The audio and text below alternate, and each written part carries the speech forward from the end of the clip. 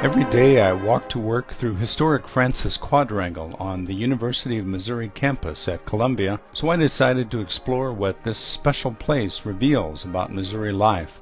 Francis Quadrangle Historic District is listed on the National Register of Historic Places, our nation's official list of cultural resources worthy of preservation. The oldest, most monumental example of the campus quadrangle form in Missouri, it signifies the University of Missouri as the first state university west of the Mississippi River.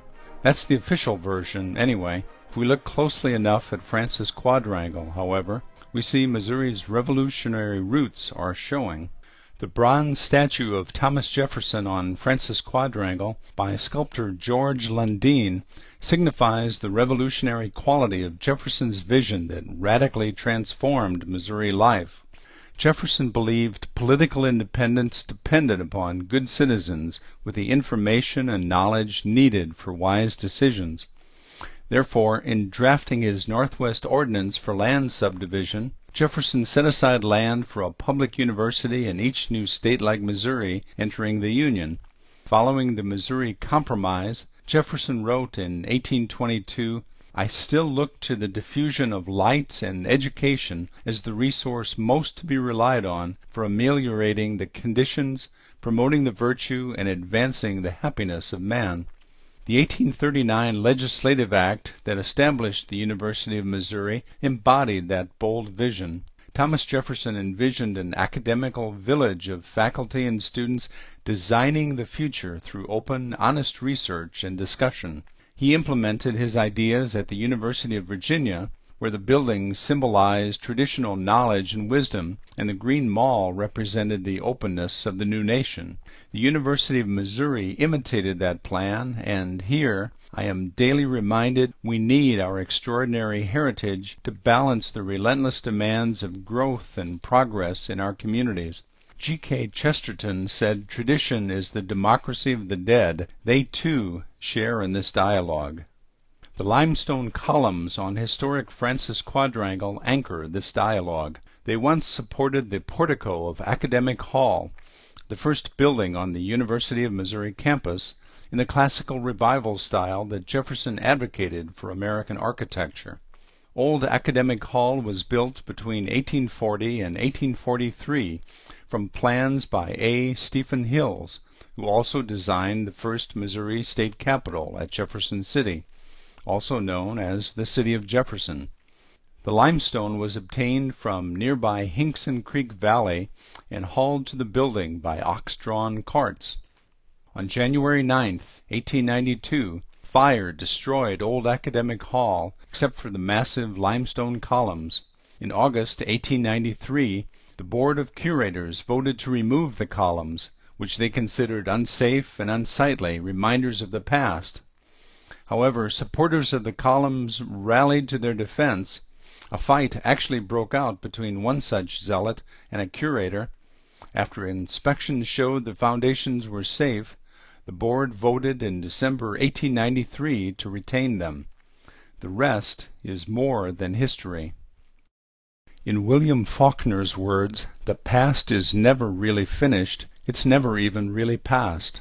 The classic architectural order specifically chosen for old Academic Hall was the Ionic style because it symbolizes wisdom, and preserving the columns has proven a wise and very Jeffersonian choice.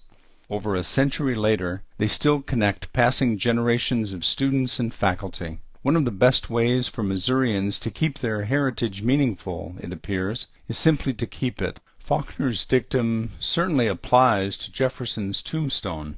When Jefferson's heirs decided to replace his vandalized original tombstone at Monticello, they received numerous requests for it. They selected the University of Missouri's petition as the first state university in the Louisiana Territory. The limestone marker, a national icon, now located near the chancellor's residence, arrived in July 1883. This obelisk on a rectangular base recalls in his own words Jefferson's role as founder of the University of Virginia, author of the Declaration of Independence, and of the Virginia Statute of Religious Freedom. Interestingly, though, the inscription ignores his momentous presidency. Jefferson's tenure witnessed two landmark events that transformed our country and Missouri life: the Louisiana Purchase, this country's greatest territorial acquisition, and the legendary Corps of Discovery led by Lewis and Clark. However, deeply troubled by the intense public outcry about his trade embargo to curb British and French violations of American shipping and to promote American self-reliance, Jefferson declared his presidency a splendid misery, best forgotten. In so doing, however, Jefferson excluded a big piece of our revolutionary puzzle. To his dismay, few Americans even then would sacrifice consumer choice for self-reliance, a building block of economic independence. Many Missouri communities now struggling with lost jobs and declining tax bases face the same choice. We may be forced to rewrite Jefferson's epitaph with our own choices about the economics of the American dream. We Missourians still struggle with the revolutionary question of how we should live on the land. Fortunately, Francis Quadrangle also contains another piece of our revolutionary puzzle. Jefferson Memorial Garden on the west side of the Chancellor's residence features a variety of flowers such as cardinal flower, columbine, Virginia bluebells, sweet shrub, and rose of Sharon, found in his experimental gardens at Monticello. Jefferson's garden is the heart of a Missouri's revolutionary landscape, an heirloom seed itself awaiting transplantation. Jefferson's garden recalls nature's importance in Jefferson's worldview. He wrote, "No occupation is so delightful to me as the culture of the earth, and no culture comparable to that of the garden." Jefferson argued that the best thing one could do for the new republic was add a new plant to its agriculture, like the grapes and eggplant he introduced at Monticello. Like many Enlightenment philosophers, he argued that only agriculture produced real wealth, and those who labor in the earth are God's chosen people, if ever he had a chosen people. Agriculture meant much more than food for Thomas Jefferson. It meant American culture itself. As I sit in Jefferson's garden, that future seems long ago, but his dream landscape comes alive each October at the Chestnut Roast, hosted by the University Center for Agroforestry. The center focuses on the very Jeffersonian idea of finding productive new uses for plants like chestnut trees, which are well adapted to Missouri's demanding environment. Thousands of Missourians attend this annual event overlooking the beautiful Missouri River Valley to learn about sustainable agriculture, sample Missouri food products and wines. Jefferson himself was a renowned viticulturalist, view progress on restoration of the 1818 Hickman House, and enjoy Missouri folk arts. Jefferson, by the way, was a fine country fiddler himself. It's as if Mr. Jefferson's garden sprang to life.